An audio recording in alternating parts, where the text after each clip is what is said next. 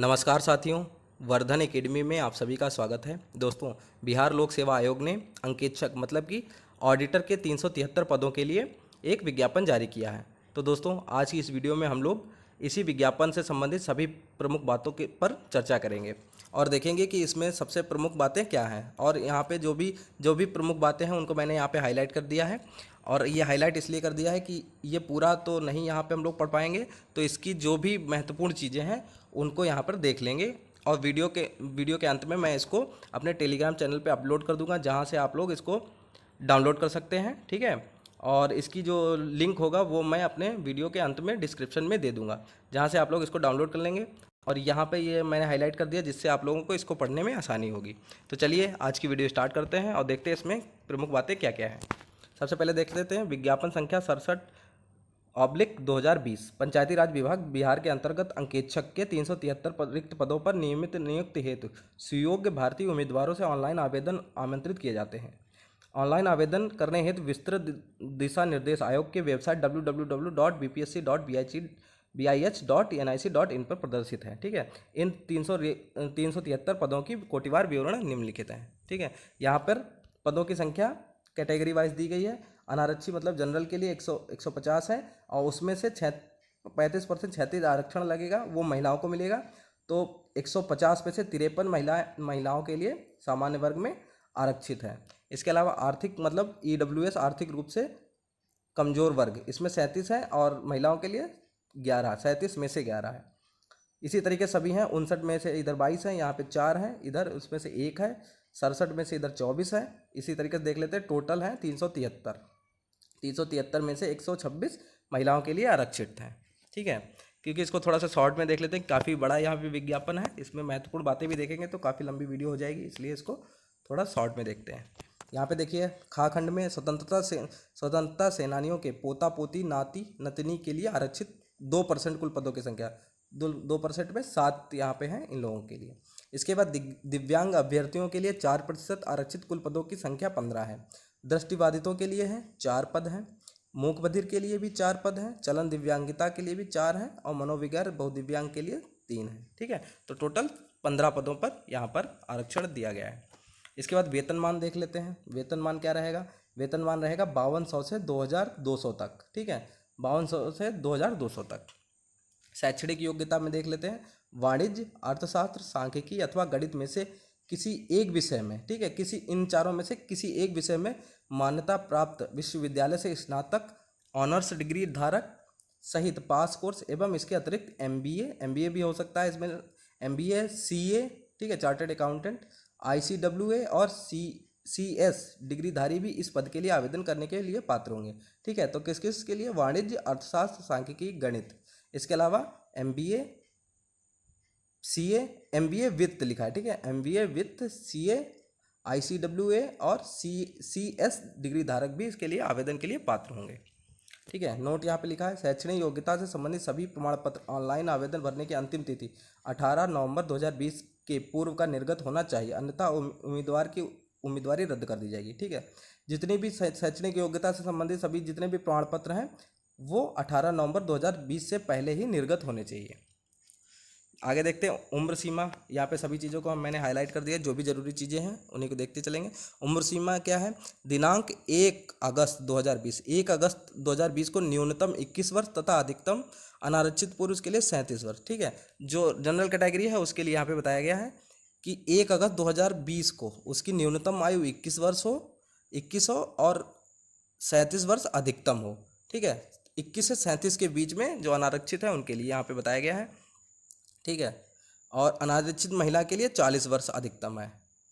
और अनुसूचित जाति और अनुसूचित जनजाति के पुरुष एवं महिला के लिए अधिकतम आयु 42 वर्ष है। ठीक है, जनरल के लिए 37 है, 21 से 37, और अनुसूचित जाति और अनुसूचित जनजाति के लिए 42 वर्ष। आगे देखते हैं, यहाँ पे महत्वपूर्ण बातों पर ही सिर्फ चर्चा करेंगे, काफ़ी लंबी वीडियो होने वाली है। यहाँ पे देखिए, ठीक है, भूतपूर्व सैनिकों को उम्र सीमा में छूट का दावा करने की स्थिति में तत्संबंधी प्रमाण पत्र जमा करना अनिवार्य होगा। ठीक है, भूतपूर्व जो सैनिक हैं वो अपना प्रमाण पत्र इसमें उनको यहाँ पे लगाना अनिवार्य होगा। इसके बाद देखते हैं चयन प्रक्रिया किस हिसाब से होगी। इसमें होगा क्या, प्रारंभिक परीक्षा, लिखित परीक्षा एवं साक्षात्कार के आधार पर की जाएगी। मतलब तीनों चीज़ें होंगी, प्रारंभिक होंगे, प्री मेंस और इंटरव्यू, तीनों चीज़ें होंगी।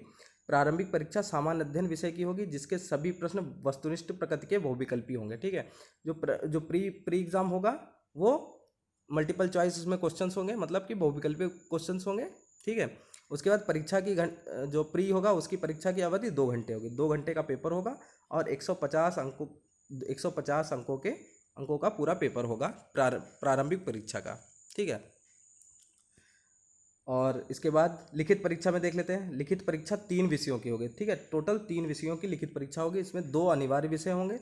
2 अनिवार्य विषय कौन से हैं, एक सामान्य हिंदी का है, दूसरा सामान्य अध्ययन के 2 पत्र होंगे, 2 पत्र होंगे। ठीक है, सामान्य हिंदी 100 नंबर की होगी और जो सामान्य अध्ययन के जो 2 प्रश्न पत्र होंगे उसमें से प्रत्येक 300 के होंगे। ठीक है, तो दोनों 300 अंकों के होंगे। यहाँ पे देखिए, यहाँ पे पैटर्न भी दिया गया है कि अनिवार्य विषय में देखिए सामान्य हिंदी का एक पेपर 3 घंटा दिया जाएगा, 100 अंकों का होगा। फिर सामान्य अध्ययन का प्रथम पत्र होगा, वो 3 घंटा उसमें दिया जाएगा, 300 अंकों का होगा। और सामान्य अध्ययन का द्वितीय पत्र होगा, उसके लिए भी 3 घंटा दिया जाएगा और 300 अंकों का होगा। ठीक है, इसके बाद आपको एक वैकल्पिक विषय भी लेना होगा। मतलब तीन परीक्षाएं होंगी ना लिखित में, तो पहली तो यहाँ पे मतलब 2 तो ये हो गई, एक सामान्य हिंदी, दूसरी ये सामान्य अध्ययन, 2 ये हो गई। और वैकल्पिक विषय में से आपको कोई एक चुनना होगा। उनमें से आपके पास ऑप्शंस होंगे वाणिज्य, अर्थशास्त्र, गणित या सांख्यिकी। इन चारों में से कोई एक वैकल्पिक विषय भी आपको लेना होगा।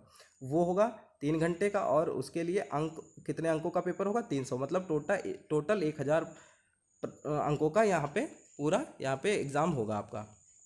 फिर नोट में देखते हैं क्या है, प्रारंभिक परीक्षा एवं उपर्युक्त अंकित अनिवार्य तथा वैकल्पिक विषयों का पाठ्यक्रम वही होगा जो संयुक्त प्रतियोगिता परीक्षा के लिए निर्धारित किया गया है। उक्त विषयों का विस्तृत पाठ्यक्रम आयोग की वेबसाइट www.bpsc.bih.nic.in पर उपलब्ध है। ठीक है, तो जो प्रारंभिक परीक्षा का जो वो होगा पाठ्यक्रम, वही जो संयुक्त परीक्षा लिखित होगी उसके लिए भी वही होगा। ठीक है, और इसका मैं सिलेबस की भी इसके सिलेबस पे भी मैं बाद में इसके लिए एक वीडियो बनाऊंगा कल से परसों तक, तो उसको देखने के लिए आप लोग हमारे चैनल को सब्सक्राइब कर लें। आगे देखते हैं, मेन बातों पर पहले बात कर लेते हैं। ठीक है, साक्षात्कार, इसके बाद इंटरव्यू की बात करते हैं। इंटरव्यू जो होगा वो 120 अंकों का होगा टोटल। ठीक है, तो 1000 नंबर की मुख्य परीक्षा होगी और 120 नंबर का इंटरव्यू होगा। और जो प्रारंभिक परीक्षा है वो 150 नंबर की होगी। ठीक है, आगे देखते हैं। ठीक है, इसको जब डाउनलोड उस पर अपलोड कर दूंगा अपने चैनल पे, टेलीग्राम चैनल पे, वहाँ से आप इसको पूरा पढ़ लीजिए।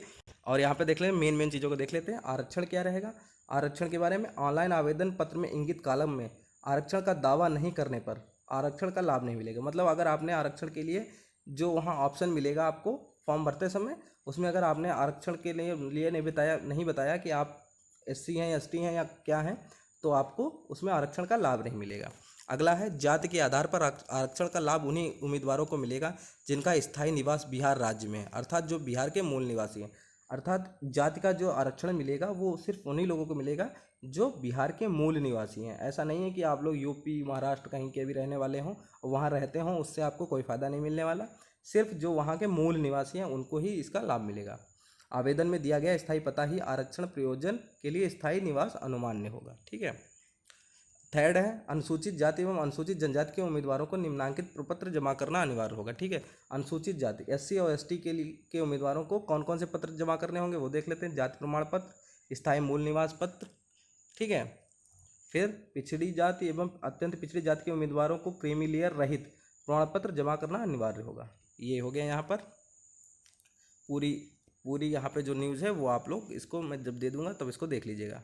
ठीक है, यहाँ पे क्या है, आरक्षित कोटि के उम्मीदवार अपनी जाति के अनुरूप आरक्षण कोड के संबंध में पूर्ण रूप से संतुष्ट होने के पश्चात ही आरक्षण कोटि का अंकन ऑनलाइन आवेदन के संबंधित कॉलम में करेंगे। ठीक है, तो कोड क्या है, कोड आप लोग अपने अपने देख लीजिए। अनुसूचित जाति का SC है, अनुसूचित जनजाति का ST है, अति पिछड़ा वर्ग में EBC है। ठीक है, एक्सट्रीमली बैकवर्ड क्लास। ठीक है, पिछड़ा वर्ग में आप लोग BC करना है, आर्थिक रूप में कमजोर में EWS। ठीक है, इसके बाद देख लेते हैं और क्या क्या है यहाँ पे। ठीक है, यहाँ पर दिया गया, साक्षात्कार में उपस्थित होने वाले सभी अभ्यर्थियों को साक्षात्कार के समय निम्नलिखित प्रमाण पत्र मूल में सत्यापन हेतु करना अनिवार्य होगा। ठीक है, ओरिजिनल कॉपी। ठीक है, क्या क्या लाना होगा इसमें साक्षात्कार के समय, मैट्रिक का प्रमाण पत्र मतलब 10th क्लास का, ठीक है, 10th क्लास का प्रमाण पत्र ओरिजिनल लाना होगा, सभी चीज़ें ओरिजिनल लानी होंगी। 10th क्लास का हो गया यहाँ पर। और दूसरा है स्नातक डिग्री प्रमाण पत्र, ठीक है, स्नातक आपने किया है उसकी डिग्री का प्रमाण पत्र, सारी चीज़ें ओरिजिनल लानी होंगी। स्नातक अंक पत्र लाना होगा, स्नातक की प्रमाण पत्र भी लाना होगा, ठीक है।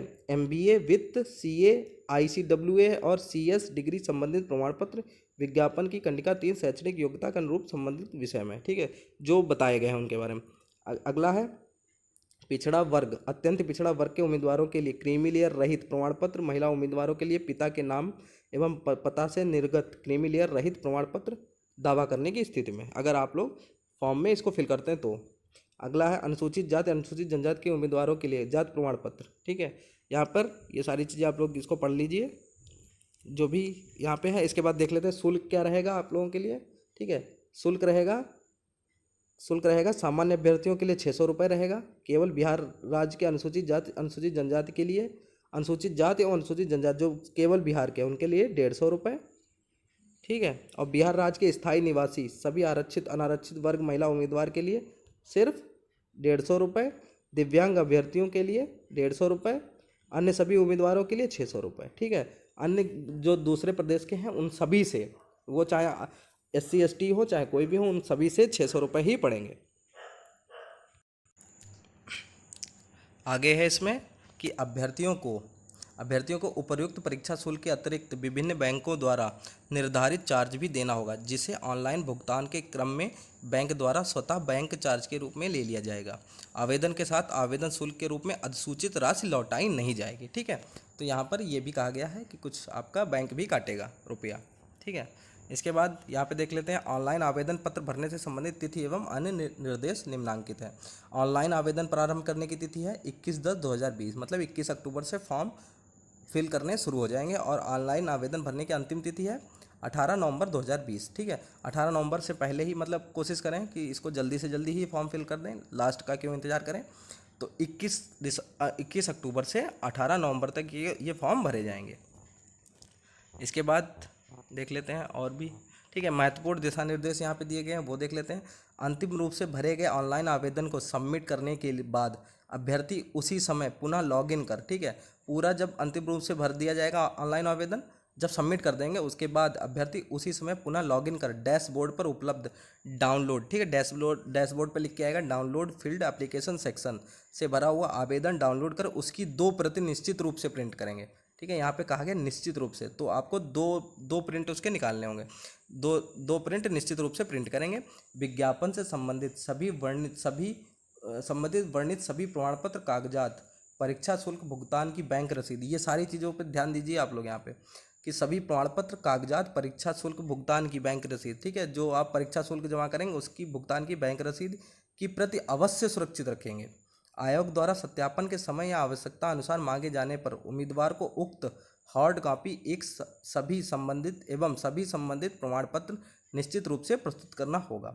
तो ये चीज़ें आप लोग सभी चीज़ें संभाल के रखिएगा, ये कभी भी आपसे मांगी जा सकती हैं सत्यापन के लिए, ठीक है। तो यहाँ पर सारी चीज़ें यहाँ पे हो गई। यहाँ पे देखिए साइन है संयुक्त सचिव सह परीक्षा नियंत्रक बिहार लोक सेवा आयोग पटना, ठीक है। तो यहाँ पर सारी जो भी महत्वपूर्ण बातें थी उनसे संबंधित मैंने यहाँ पे बात कर ली है, आप लोगों से डिस्कस कर लिया। तो लगभग सारी चीज़ें आपको मतलब क्लियर हो गई होंगी, जो भी महत्वपूर्ण बातें थी वो सारी क्लियर हो गई होंगी। और इसको लेकिन आप लोग फॉर्म भरने से पहले इसको एक बार पूरा पढ़ लें। इसको मैं अपने वीडियो के वीडियो अभी मैं जब इसको अपलोड करूँगा अपने चैनल पर, तब इसको उसके बाद मैं इसका जो लिंक है इस PDF का उसको मैं डिस्क्रिप्शन में दे दूँगा, जो कि मेरे टेलीग्राम चैनल पे अपलोड कर दी जाएगी।